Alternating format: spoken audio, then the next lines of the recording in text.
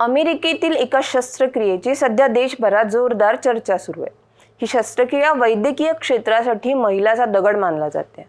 अमेरिकेतील न्यू जर्सीमध्ये डुकराच्या किडनीचं एका महिलेच्या शरीरात रोपण करण्यात आलंय। न्यू जर्सीमध्ये राहणाऱ्या एका 54 वर्षांच्या लिसा पिसानो ही हृदयाचं कार्य बंद पडणं आणि किडनीत बिघाड झाल्यानं शेवटच्या घटका मोजत होती। तिच्यावर नियमित डायलिसिस सुरू होतं, परंतु या आजारातून बाहेर येण्यासाठी प्रत्यारोपण हा एकमेव मार्ग होता। गेल्या अनेक वर्षांपासून लिसा हृदय आणि किडनी प्रत्यारोपणाच्या प्रतीक्षेत होती। अमेरिकेत अवयवदानाचं प्रमाण अत्यल्प असल्याने तिला अवयव मिळत नव्हतं। मात्र डॉक्टरांनी तिच्यासमोर डुकराची किडनी प्रत्यारोपणाचा पर्याय ठेवला आणि ती खुश झाली। या शस्त्रक्रियेनंतर पुन्हा एकदा अवयवदान आणि प्रत्यारोपणासारख्या महत्त्वपूर्ण मुद्द्यांची चर्चा सुरू झाली आहे।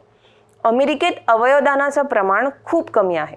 तब्बल 1 लाखांहून अधिक रुग्ण अद्यापही अवयवदानाच्या प्रतीक्षेत आहेत। त्यापैकी अधिकतर रुग्णांना चांगलं आयुष्य जगण्यासाठी किडनीची आवश्यकता आहे। अनेक बायोटेक कंपन्या डुकरांच्या अवयवांमध्ये जनुकीय बदल करून माणसांच्या शरीरात वापरले जावेत यासाठी प्रयत्न करतात। एका प्राण्याचा अवयव अशा प्रकारे दुसऱ्या प्राण्याला बसवण्याच्या प्रक्रियेला झिनो ट्रान्सप्लांटेशन असं म्हटलं जातं। काही वर्षांपूर्वी न्यूयॉर्क विद्यापीठ आणि इतर संशोधन करणाऱ्या संस्थांकडून डुकराची किडनी आणि हृदय हे ब्रेन डेड म्हणजे मेंदूचं कार्य थांबलेल्या रुग्णांमध्ये प्रत्यारोपित करण्यात आली होती। यापूर्वी मेरीलँड या विद्यापीठानं 2 माणसांमध्ये डुकराच्या हृदयाचं प्रत्यारोपण केलं होतं। अर्थात दुसरा पर्याय नसल्यानं त्यांनी डुकराचं हृदय स्वीकारण्याची तयारी दाखवली होती। मात्र महिनाभरात दोन्ही रुग्णांचा मृत्यू झाला। मात्र यासंबंधित प्रयोग मात्र सुरू होते। गेल्या महिन्यातील एका प्रकरणामुळे अमेरिकेतील वैद्यकीय क्षेत्रासाठी पुन्हा एकदा नवी आशा निर्माण झाली आहे। 16 मार्च 2024 रोजी अमेरिकेतील एका रुग्णालयात 62 वर्षांच्या रिचर्ड स्लॅमन याच्यावर 4 तासांची शस्त्रक्रिया करून डुकराचं किडनीचं प्रत्यारोपण करण्यात आलं।